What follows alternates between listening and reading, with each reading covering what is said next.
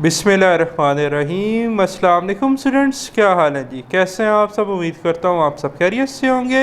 Students, मैं हूँ मोहम्मद इब्राहीम, आपके चैनल डायमेंशनल फिज़िक्स से। और प्यारे स्टूडेंट्स, आज हम डिस्कस करने जा रहे हैं class 11 physics 2025 Punjab text book board पैक्टा की जो आपकी न्यू बुक है जी। चैप्टर नंबर 3 बेटा हम डिस्कस कर रहे थे सर्कुलर एंड रोटेशनल मोशन, और आज का हमारा टॉपिक है एक्सरसाइज कॉम्प्रिहेंसिव क्वेश्चंस। बेटा आज का जो वीडियो लेक्चर है इसमें मैं आपको ये बताऊंगा कि किस कॉम्प्रिहेंसिव क्वेश्चन में आपने कौन सा टॉपिक जो है वो कितना लिखना है, क्या हाइडिंग्स आपने बनानी है, क्या फॉर एग्जांपल स्टेटमेंट है तो उसके बाद एग्जांपल है, फिर आपकी एक्सप्लेनेशन है, डायग्राम्स हैं, मैथमेटिकल डेरिवेशन है और फाइनली कंक्लूजन है। इन स्टेप्स में आप उसे लिखेंगे। अब अगर बेटा इस वीडियो लेक्चर को मैं डिटेल में एक्सप्लेन करूं इन तमाम लॉन्ग क्वेश्चन को, तो इसकी ड्यूरेशन बनती है तकरीबन 1 घंटे से ऊपर की। तो ये मैंने मुनासिब नहीं समझा कि मैं दोबारा टॉपिक पढ़ाऊं, क्योंकि मैं सारे के सारे टॉपिक ऑलरेडी आपको पढ़ा चुका हूं। लिंक आपको इस वीडियो की जो डिस्क्रिप्शन है उसमें प्लेलिस्ट का मिल जाएगा।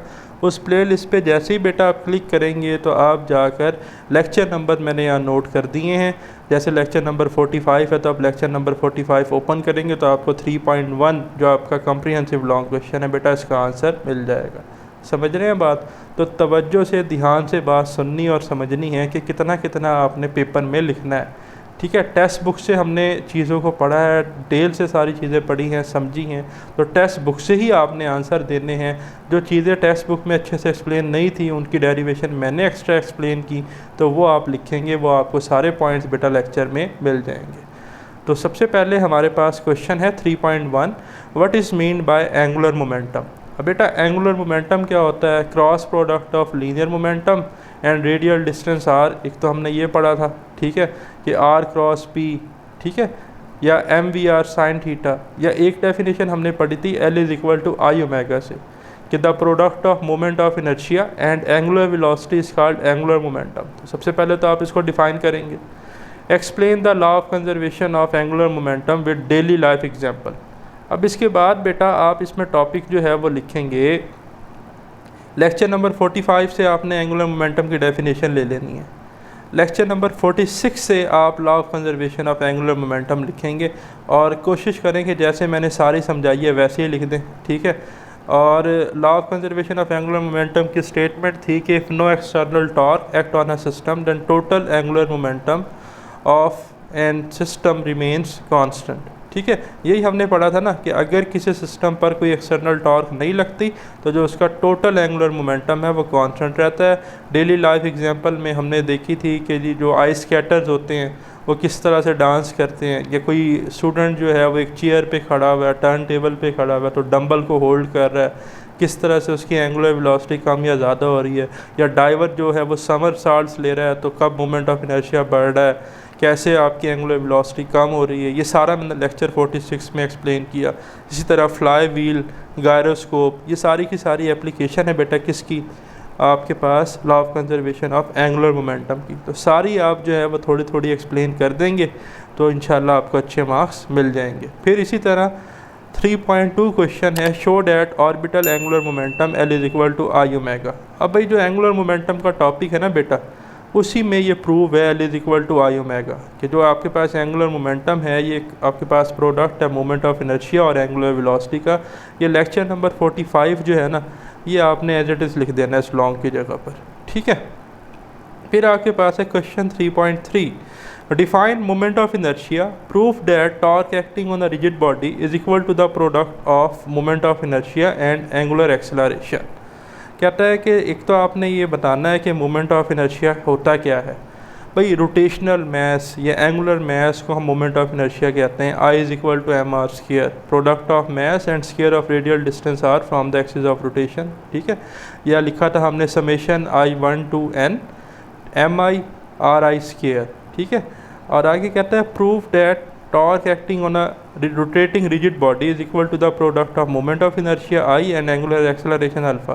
Torque is equal to I alpha का बेटा मैंने प्रूफ करवाया था लेक्चर नंबर 44 में, आपको जो है ये टॉपिक मिल जाएगा।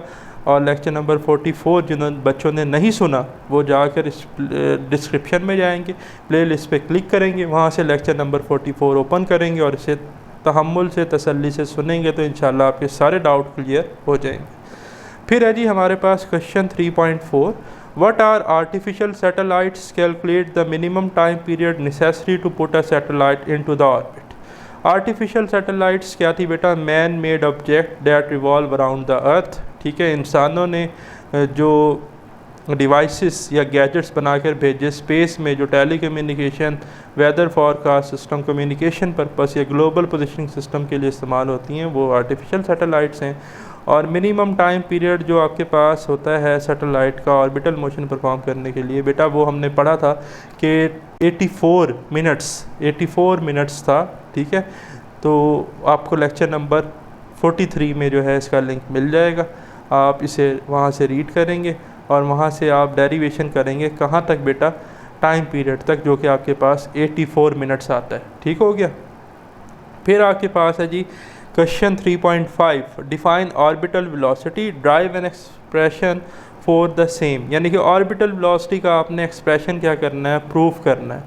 तो ऑर्बिटल वेलोसिटी क्या थी? The minimum velocity that needed satellite to keep orbit around the earth. ठीक है, वो मिनिमम वेलोसिटी जो सैटेलाइट को चाहिए कि सैटेलाइट ऑर्बिटल मोशन परफॉर्म करती रहे। ठीक है, अब जो आपके पास रिलेशन आता है ऑर्बिटल वेलोसिटी का, ऑर्बिटल वेलोसिटी की बाकायदा हाइडिंग बनी हुई है लेक्चर 43 में।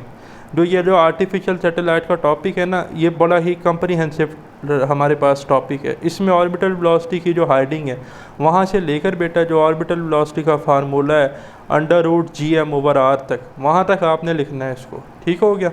फिर आपके पास है 3.6 है जी, write a note on artificial gravity. Artificial gravity पर नोट लिखें। जब हम बेटा किसी मैन मेड ऑब्जेक्ट यानी कि सैटेलाइट को अपने ही एक्सिस पे रोटेट करवाते हैं, स्पिन मोशन परफॉर्म करवाते हैं, तो आर्टिफिशियल ग्रेविटी बनती है। Drive an expression for the frequency which the spaceship rotate to provide artificial gravity.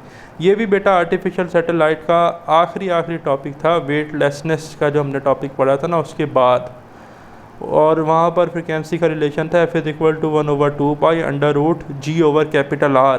ठीक है, ये फार्मूला तवज्जो से सुन लें, ये भी आपको लेक्चर नंबर 43 में ही मिलेगा। तो देख रहे हैं, एक लेक्चर नंबर 43 कवर करने से आपके 3 लॉन्ग क्वेश्चन कवर हो रहे हैं।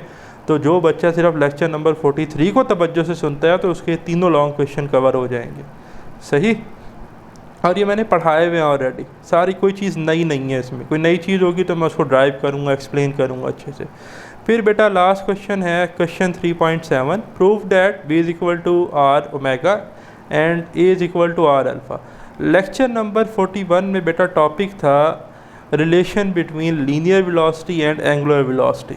वहाँ पर आपको ये मिल जाएगा R = R⍵ का प्रूफ, और ये भी मैंने आपको उसी लेक्चर के साथ करवाया हुआ है, A = R⍵। दोनों प्रूफ मिल जाएंगे, तो आप इसे वहाँ से जाकर सुनेंगे, कंसर्न करेंगे। स्टिल अगर आपको कोई क्वेश्चन होगा तो आप कमेंट्स में मेंशन करेंगे। अल्लाह ताला आपका हामी व नासिर हो। खुदा हाफिज़।